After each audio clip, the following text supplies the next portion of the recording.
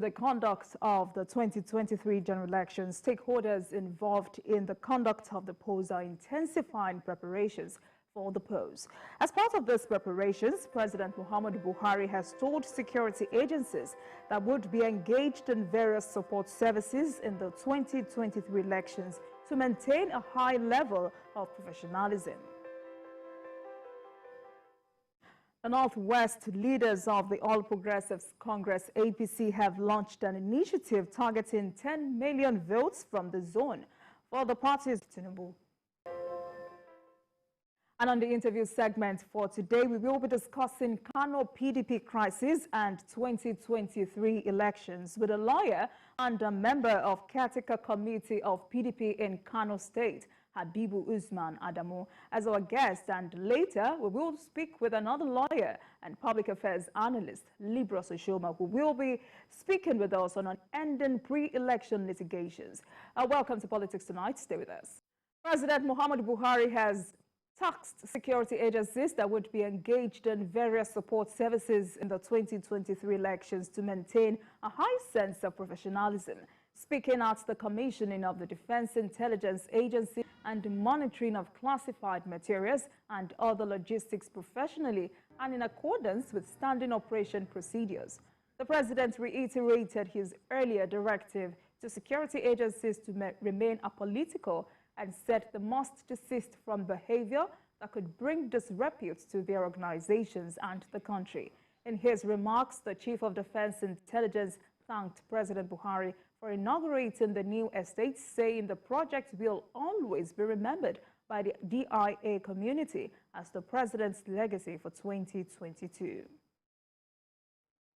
Various support and assistance in the elections, particularly with distribution and monitoring of classified materials and other logistics. This must be done professionally and in accordance with standard operation procedures.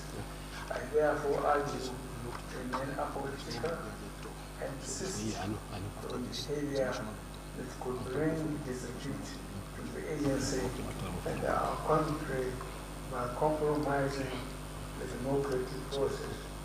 This project will always be remembered by the Defense Intelligence Agency community as your legacy gift to us as an agency, and we will be forever grateful to you. In Adamawa State, the police command has organized a retreat for its senior officers and other political actors in the state.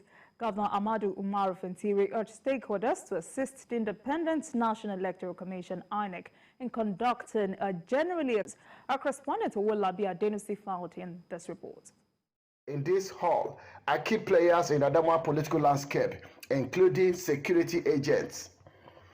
The gathering is at the instance of the State Police Command in preparation for rank-off-free polls in 2023. Governor Umar Adamu Fintiri commended the State Commissioner of Police, Sikiru Akande, for the initiative and pledges that government will support security agencies to do their best in protecting lives and property. He urges stakeholders to fully cooperate and contribute toward peaceful election in the state and in the country at large.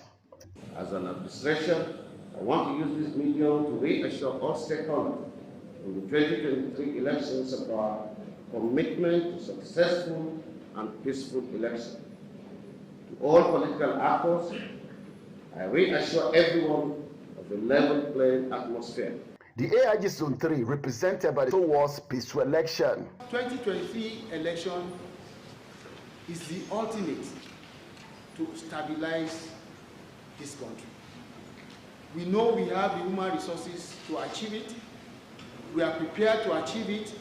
And I know as a team, all of us working together, knowing what the rules are, we'll be able to get there. Various stakeholders, including the representatives of the Independent National Electoral Commission, spoke on their readiness for free poll with a call on all eligible voters to get their PVCs. This is the period we need peace more, in as much as the security agencies will initiate this move to make our 2023 election very peaceful. It is then good for all the stakeholders to give them a maximum cooperation. We want to thank the Nigerian police under the leadership of CP Akande here in Adamawa State to organize such a retreat which is timely and is also educative, especially when the 2023 general election is nearby.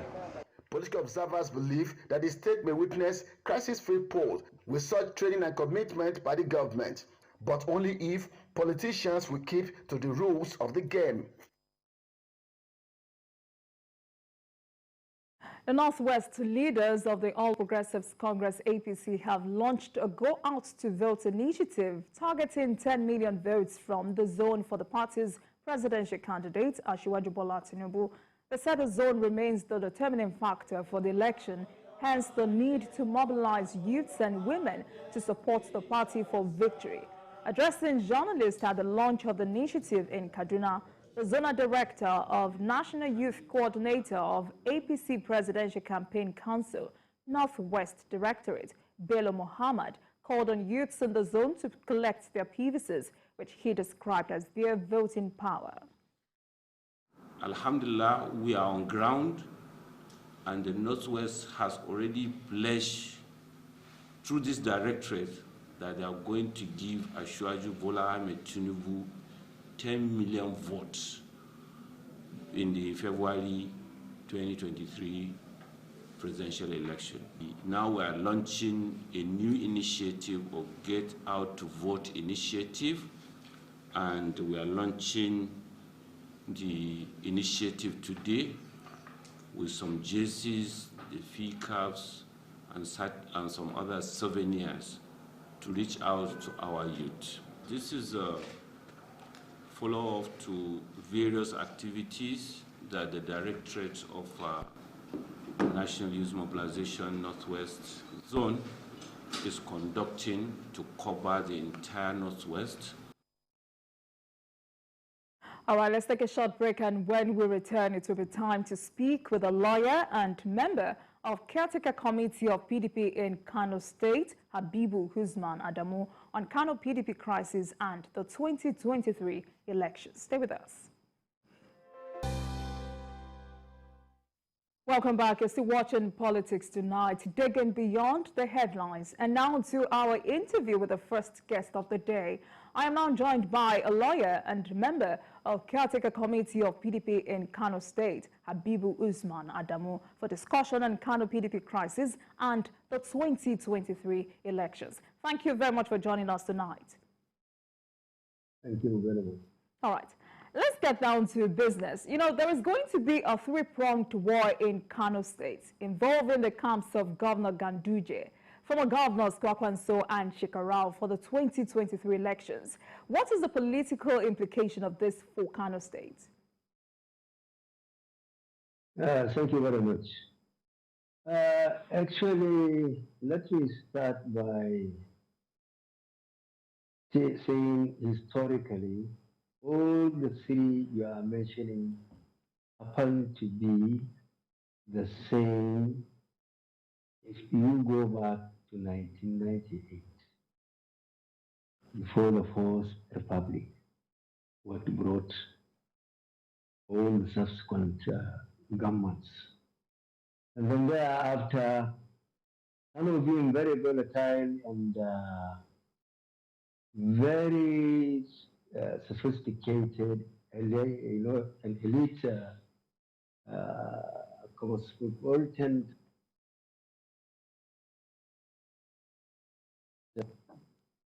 So sometimes you find that there must be some kind of pure rancors here and then disagreement here and there because of the awareness politically. So as we come along, then the division began to appear. If you, according to what you are saying, three political groups, Kwankwaso and Gandhi, governor and deputy governor in the same PDP, 1999 up to the first term. Then there is some division disagreement that they parted ways. And thereafter, then another formation came in, whereby, again, to cut it short, they reunited again. Then thereafter, then the regime of AMPP came in between the two of them for 8 days. That is the government led by Dr. Ibrahim Shekarau, Senator of Kano, for 8 years under the platform of AMPP. So, not AMPP, AMPN, yes. So, thereafter again, then the focus has to go and then formulate and then form an LPP. And then Gandhi joined APC. So with whatever we are seeing, the 3 areas we are talking, originally, initially they are nothing. It's only a disagreement here and there, which is prevalent in virtually all other parties across the country. So as far as we are concerned, we don't see it as so much of a problem. But the only idea here is who actually has the majority, who actually was established, the most widely spread, still up to now, have an age over the two. Hello? I can hear you. Please go ahead. Are you with me?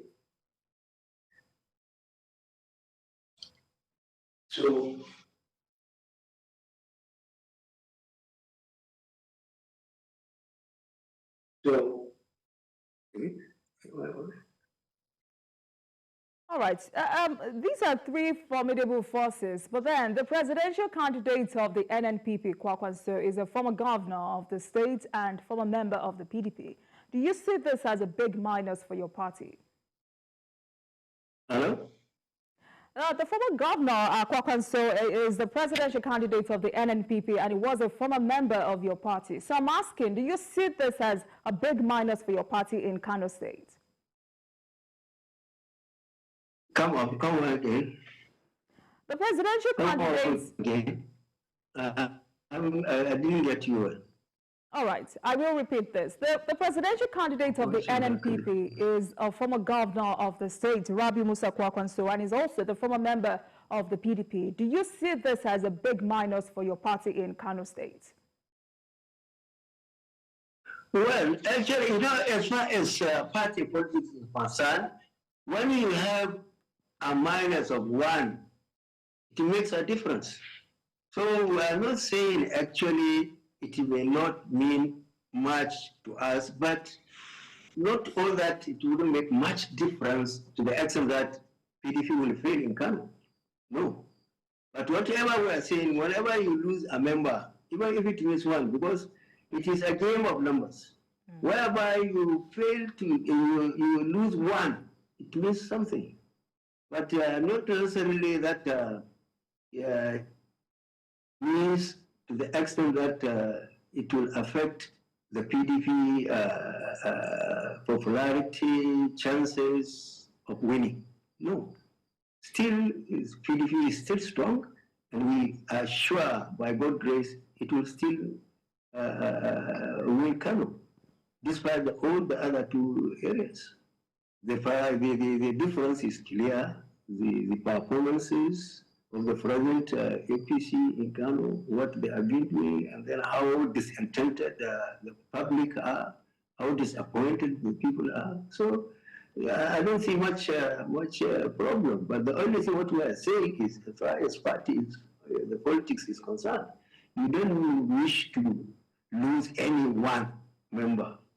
But I was just trying to associate the fact that before 1998, 1999 election, all the things we are talking are all in the same camp, in the same group. All right. The APC is still in control of the state. So how will you rate your party's chances in the state in 2023?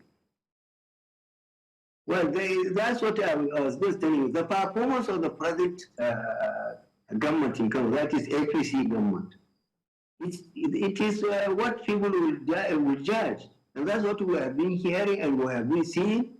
However, it is just completely centralized within the Kano municipality. That's all. So when we are talking about 44 local governments spread across the state, somebody is just concentrating within the same metropolitan area of about 2 or 3 local governments. After all, you don't need to even waste your time thinking that you give them a chance of winning. No, not at all. But feedback has been there. And originally, we have already established and we set up the government, the first government, second, tenures, and everything for about 16 years. So Kano is a PDP state. So I don't think with our own spread and with our own output, with our own workings, with our own efforts and what we have done, which is glaringly there, everyone you can see it there. So I don't think we have much fear in delivering Kano for PDP. Absolutely. Okay. Sure. You know, some analysts looked at the power of incumbency and insinuating that your presidential candidate, Atiku Abubakar, may lose Kano State in the election. How will you react to that? Well, actually, it's just hearsay. Somebody who has been away from it and then he has been brainwashed or has been fed with false analysis, data, and all this sort of thing. One funny thing is that about this incumbency you are talking is that so I don't think it works here in Kano. He was there during his first tenure and then he was defeated instead of having the return for the second term. So it doesn't apply here. The people are so volatile and so enlightened, they know what they want, they can easily assess. So we have no fear. And with what we are seeing right away now, with what we are hearing, we are seeing politically, so and then with the performance of the present government, it's just a matter of time. 2023, just a matter of time. Absolutely, we know that we can make it. And I assure you, by the grace of God, Atiku is going to, not getting 25%, he is going to absolutely have a landslide here in Kano. There is no doubt about that. All right. We're just waiting for time. It was important to ask that question because the PDP in Kano State is factionalized. Is there any hope for genuine reconciliation with about 58 days to the 2023 elections? Absolutely, yes. I can assure you of that. We are just on the way. With all this, when tempers rises, and then people get a little annoyed, and then you have to pacify them, you have to go around, talk to this one, talk to this. And I assure you, and you will say, I tell you, definitely we are on the way of reconciliation. Despite some of the court cases you are hearing, we are definitely on the way. The leaders here are out there for it, and those concerned, those involved, are actually now ready to reconcile. And we will be the same one strong. And then we will fight for the same thing. And I assure you that PDP will be one and strong, and then we will win. We're going to win it. We are already on it. It is a process that has to go slowly. You have to pacify each and every, give and take kind of a situation. So we are hoping, and we have seen the sign. We have seen the agreement, which is just a matter of time. Everything will be okay. And then we will come to the table, dine together, talk together, agree together, sign an agreement. Everything will be of the first, normal.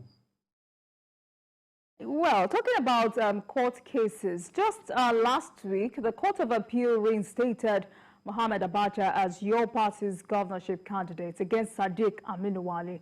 What is the way forward? That's exactly where I'm pointing at. You see, as I tell you that, it is when somebody gets a little bit annoyed or slighted, and then only what you need to do when two people are fighting, more especially politically or this election matter or something like that. If somebody, because of the provision of the law, the constitutional or the electoral law, what it provides is that when you are offended and you feel hurted, then you can seek a redress. But sometimes probably after some kind of reconciliation, touching here, touching there, then one can give in. It's give and take. Okay, this is the main reason why somebody goes to court. This is why the other one was taken to court. There will be some adjustment between them. You know, give and take. You allow this and I allow this. And then we come back and then we reconcile. And then we go. Because after all, the aim and the objective is the same. We are aiming at the same thing. It is the same party. And we are doing it not because of some personal aggrandizement or personal interest, but that of the people of Kano State. Everybody wants to serve Kano State. So if that is the same, there is no hard and fast rule that we cannot reconcile. And that's what I'm telling you. Going to court, it is everybody's right. If you felt offended, you can go to court because that is a provision in the party itself, in the constitution of the country, in the electoral law. If you felt offended, you can go. But it is you, it is your own right. When you felt offended and then you are falsified and then you either whatever way, then you can go and withdraw. After all, you take yourself to the court. Not that you commit any penal offense against the state. No, it is between one person and between A and B. So if at all, after falsifying, after persuasion, after reconciling, all this sort of litigations will be withdrawn. And then you will see people the same thing, sitting down on the same table, doing the same thing, and then fighting for the same cause. And then we go to our rallies, we win our elections from top to bottom. So there is no big deal about these things. So it's not a big deal, it's not difficult. So whether anybody from outside is seeing that probably this will jeopardize the chances of PDP, no, I say no. Then we are on top of that thing, and by God's grace, we are going to reconcile, and we will come on top. No problem. All right, then. But you know, this crisis is involving two prominent families in Kano State, the Abachas and the Walis. As a stakeholder, would you say this is more about ego or indeed politics? Well, I cannot say ego or anything because there are two very lovable, very prominent, very highly regarded families. Nobody can doubt the two of them. Originally, since, even before the advent of the two contestants. So I don't think this will be trying to show somebody is bigger or is more powerful or anything. No. That's how people from outside, they will perceive it or they will proceed or anything. No. But, well, if you say politics, yes, because that's what brought it. But what we are saying is all of them are so young, exuberant, vibrant, wanted to serve, as their parents or grandparents did to Kano State. You know, everybody wanted to do it. The exuberance is there. The urge is there. That's the only thing. But I don't think it is a matter of ego showing who is more powerful, who is more big or whatever. No, not at all. Because their parents, their relations, their families live well and amicably, very well. They live together up to the end of some of them because their grandparents are no more. And even the other one you're talking, his own father has served this video. They are the initiators who founded the PDP. Ambassador Amin Wali. And then when you are talking about General Sani Abacha, everybody knows what all these people have served and they have done. And none of them will tell you that they have kept all these children at home to teach them to go and be antagonistic, fighting each other or trying to spoil their family's name. No, we have seen it. Because everybody, not even we from Kano State, even outside within the country, they know the two families, the two key members, how they serve this country. And they would never allow, say, okay, go and start killing yourself because you want to serve or you have to serve. So it is purely in politics. And then it is one of those things in politics. So I don't think it is ego. No, not showing who is powerful. It is just the ego of the contestants themselves. The people involved direct. Everyone wants to serve. So let us look at it as that, because that's what it is. But left alone, not their families. All right. Their families, they are very, very valuable to anybody in Kano who knows them. And they served their own term and they did it very well. All right. Now, you're a member of the Caretaker Committee in charge of the PDP in Kano State. How is this committee piloting the affairs of the party in the state? Yeah, well, yes. We have been there for nearly about 2 months plus. And how we came in, if I may say that, is just part of the reconciliation steps the National Party wanted to come in when this problem started in Kano State. Instead of saying, okay, now you are the victim or you are the vanquished. Now let us get neutrality, which is always the practice with PDP or any responsible parties in the country. When there are two things, two people fighting, two giants are fighting, instead of leaving the grass to suffer, then the headquarters come in. What they normally do is like they get the chairman and the secretary of the party from outside the state so that they can pilot the whole thing and then they are neutral. And then those warring parties, then they will be asked to contribute a certain number of people, 2, 3, according to whatever the national headquarters approved. 5, 7, 10, and at present we are 32 from the outside.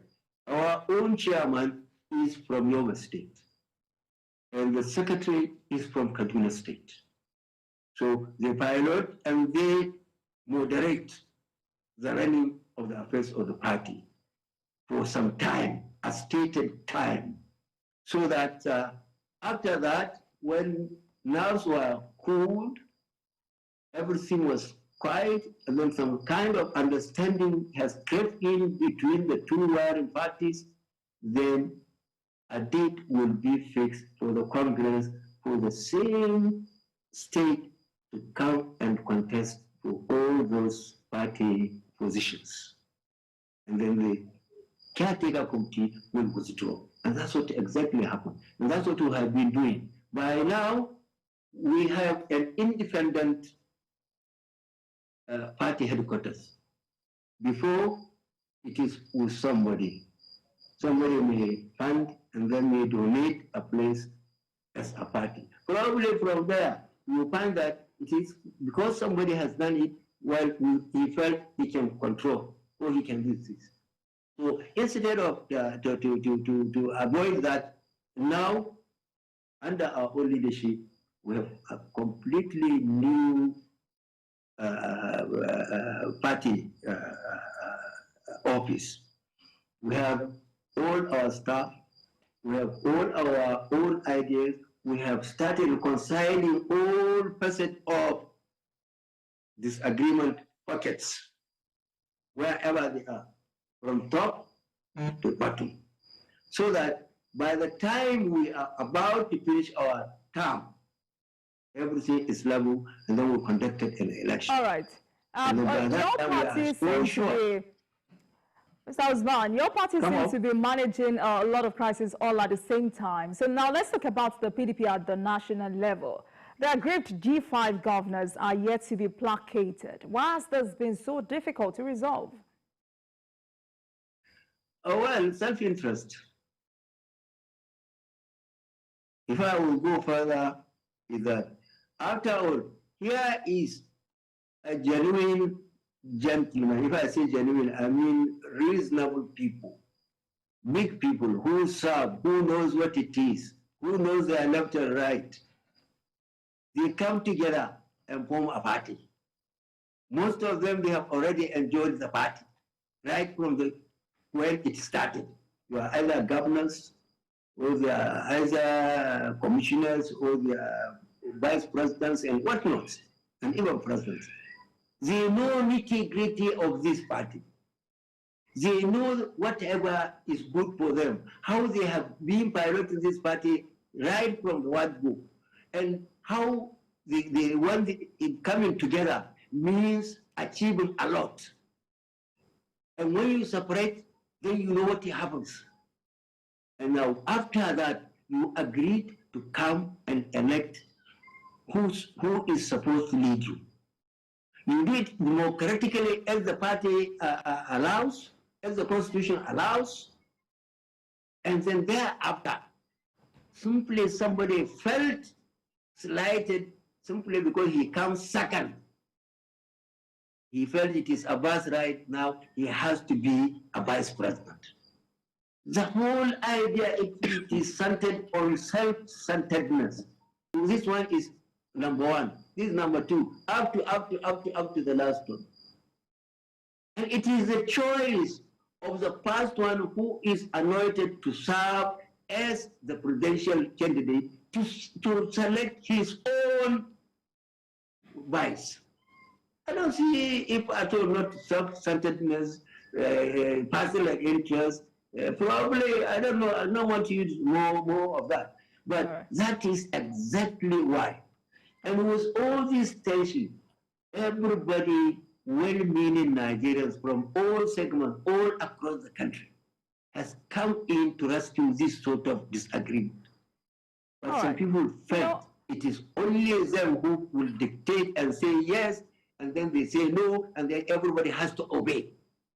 But then, going by recent developments, are you not worried that the G5 governors may go ahead and endorse another presidential candidate? I would definitely, and then I think every right-thinking person will feel otherwise. As I told you earlier on during this interview, that nobody will want to lose even a voter, one voter out of the electorate. What more of a state governor, a whole state? No matter whatever he is, he has applause. But the idea is somebody who, by God's grace, happened to rise to that extent, and he failed to understand who he is. He is putting more of personal interest rather than that of the whole country.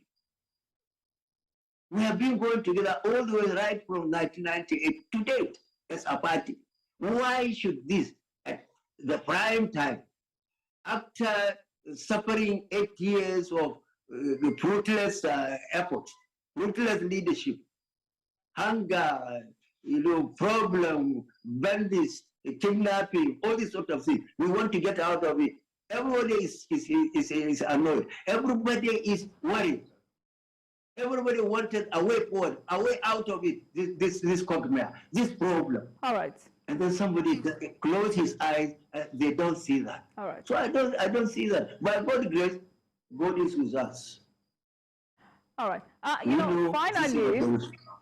Finally, the Southeast and the South-South used to be the strongholds of the PDP, and now it seems the Labour Party and Peter Obi may snatch them from the PDP. How worried are you about this? Sorry, I don't agree with you. South is still with us. From where is Okoa? He's from South. All right. So I don't agree with you that anybody will take that one from us. No. And even this Southwest you are talking, even though the APC candidate comes from there, still I tell you that we have a very, very large, very big chunk of it that will make a difference in even Southwest. Not even to talk of South. South is a complete matter. We have already, it is in our country. It is in PDP. Yes. All right, yes, then. yes. Thank you very much, Mr. Habibu Usman Adamu. Is a member of Caretaker Committee of PDP in Kano State. Thank you for coming on Politics Tonight as we discuss Kano PDP crisis and the 2023 elections. Thank you for coming. Thank you very much. It's my pleasure. Thank you very much. All right. Thank you very much. All right, then let's take a short break, and when we return, it will be time to speak with another lawyer and public affairs analyst, Libras Oshoma, on unending pre-election litigations in the country. Please stay with us. Vote. All in favor say aye. Those against no. The ayes have it.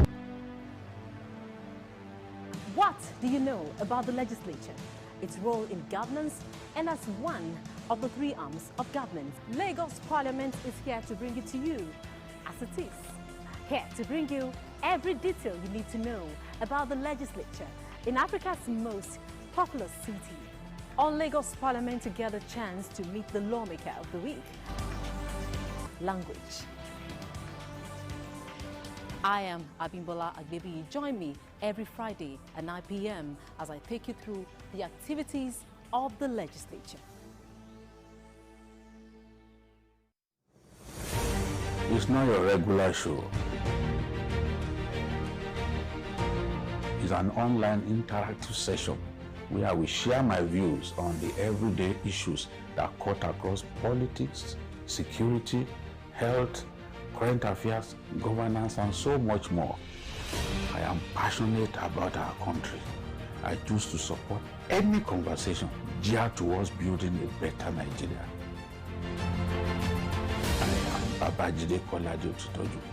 Join me every Saturday on TVC News YouTube channel as I discuss Nigeria and the world at large on the show, Issues with Jide. Welcome back to Politics Tonight. I now have with me Libras Oshoma, a lawyer and a public affairs analyst, as we discuss on ending pre-election litigations in the country. Thank you very much for joining us tonight. Yeah, my pleasure. Thank you. All right. It's 58 days to the 2023 elections, and parties are still in court over election primaries. What exactly is going on? Yeah, first and foremost, you have about 2 or 3 issues that are played here. One is personal ego. 2 is also at the core of it is our political parties really do not know how to play by the books, and so on ending litigation. And then lastly, also is you can simply say they really do not understand the rule of the game. And so, because it had always been the rule of the might, and now that they are all forced to comply with the rule of the game, with the introduction of an elaborate Section 84 of the Electoral Act, that also has created a lot of, more problem. Not that this is the first time we are having such number of pre-election matters. Consistently, we have always had, numbers of pre-election matters because of the ego of the politicians. Also, like I said, they don't want to play by the books. And, Section 84(14), empowers anybody who feels aggrieved to approach the court for redress. And that's what you see playing out here. And then you have factions of almost, at election, you see political parties are factionalized because also politics is the only guaranteed job in Nigeria today. So that's basically what's played out. All right. I'm going to ask, is there any way we can have these cases dispensed with as quickly as possible? Yeah, yes and no. Yes, in the sense that, yes, it's a good thing that some of the primaries, kicked off in earnest at early stage. So it gave, a whole lot of window to the court and the politicians to ventilate their grievances. And so most of the cases have been exhausted. Take the case of Delta State, had gone to the Supreme Court and, that had been dealt with at the pre-election stage for the PDP, but that of Edo State is still on. They've gone to Court of Appeal, they've gone to Supreme Court, and then back, and they are still on their way there again. It is good that we start early, so there'll be time to clear, all of the pre-election matters that would have, arisen in the course of, the primaries. But also, our politicians need to change their attitude. That would generally put an end to all of this. If the rules are very clear and whatever happens, the courts is definite. There are no ways of cutting corners by the courts. The rules are not subject to myriad of interpretation, like what happened in Akwa Ibom State, where you saw one court, Court 6, the Federal High Court, Court 6, gave Akpabio mandate. Court 7 had the same matter, was seized of the same matter. Even though the rule says that the other party must be put on notice, Akpabio got an interim order, in another court, while there's a matter pending before, a sister court. So if the courts also are not, subject or amenable to different interpretation, and the rules are very as clear as they are now, and you get there, the court tells you, look, there's no need to dilly-dally. The rule is straight, go back and do it this way. I think that will also limit the number of pre-election matters, because we say the windmill of justice grinds slowly but surely, but consistently, like I have said, and I always say, we forget that justice delayed is justice denied. So if you know that you can always buy justice, then you always consistently, want to approach the court. Look at, lastly, INEC also need to put its foot down to ensure that when the processes are not followed, the court also had empowered, the rule now also has empowered INEC to send in reports that once INEC does not monitor, excuse me, then that the INEC shall issue a report. And so the court also had cause, like in Cross River State, had cause to look at the report, that was put in by INEC. So INEC also needs to ensure that they monitor these processes and reports are issued, and where these processes are not transparent, like the Akwa Ibom case with Barrister Mike Igini, reports are issued and they stand by it. When you do that, like we saw in post-election matters, it will also limit the number of pre- or post-election matters, because when the elections became a bit transparent, it discouraged politicians from going to contest the elections in court, because actually democracy should be the rule of the majority and not the rule of the majority through the court system. So these are ways the chips will rest on the shoulders of all of us to ensure that our electoral processes or electoral jurisprudence is elevated beyond where it is.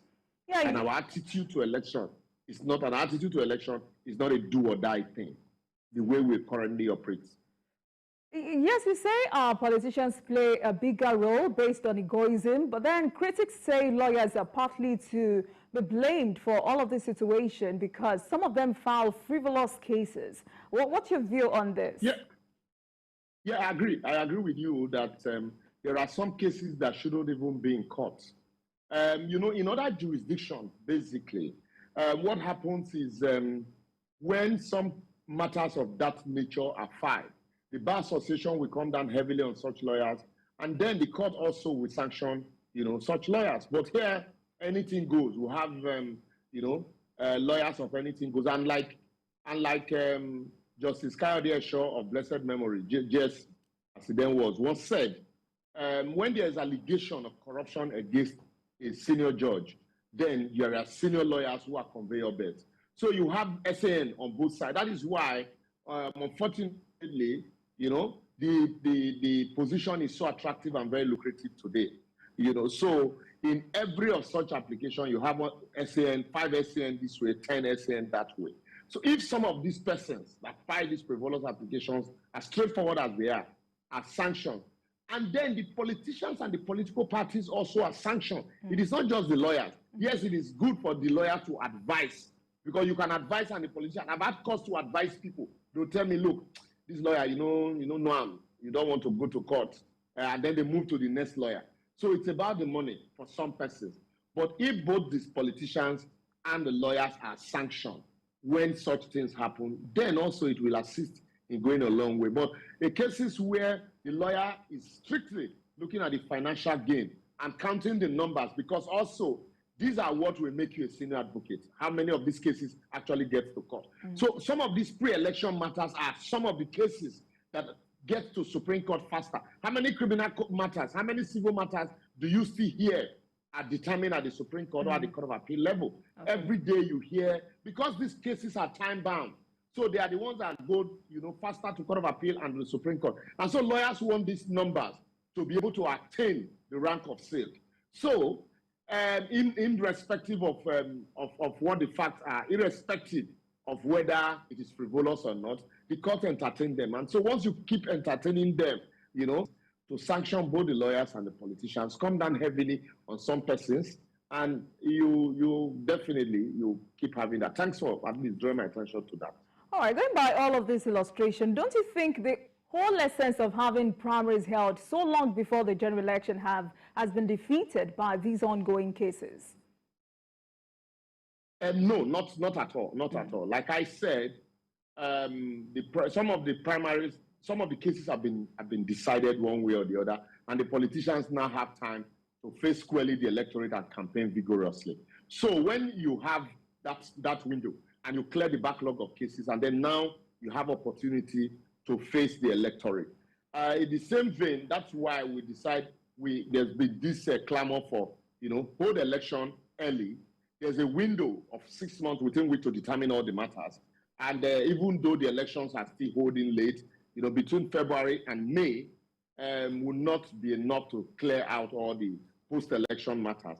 But at least it is a window, that we allow for some cases to be decided even before handing over. So when you have all of this, when you have enough time and window, it helps, it assists. So the cases that you have now are not still as much as the ones that you would have if the time was shorter. Look at the case of Kano that you referred to. Now, the court had, ruled one way or the other. And so if the time were not there, some of these cases will end up becoming academic exercise. Some of them would have even taken oath of office before the outcome of the case will be determined. Look at the case of Zamfara. The APC governor then had, taken oath of office, had even performed some duties. Look at the case of Bayelsa. It was just at the nick of time, just, a day before swearing in. So that's why time, really is of the essence to determine all of these matters. So it was like, I would not agree that the holding primaries long before the election, is defeated. But because the attitude of, if you like, hold it 1 year before, there will still be pre-election matters, as long as we maintain this attitude, as long as there are no consequences for actions and inaction, as long as people will still interpret the rules to suit the whims and caprices of certain persons, as long as people's palm will still be greased, to bend the rules to their favor, you're still going to have pre-election matters. All right, thank you very much, Mr. Libros Oshoma, lawyer and public affairs analyst. Thank you for coming on Politics Tonight as we briefly discussed on ending pre-election. All right, just before we go, let's give you the peak of the day regarding political happenings in the country.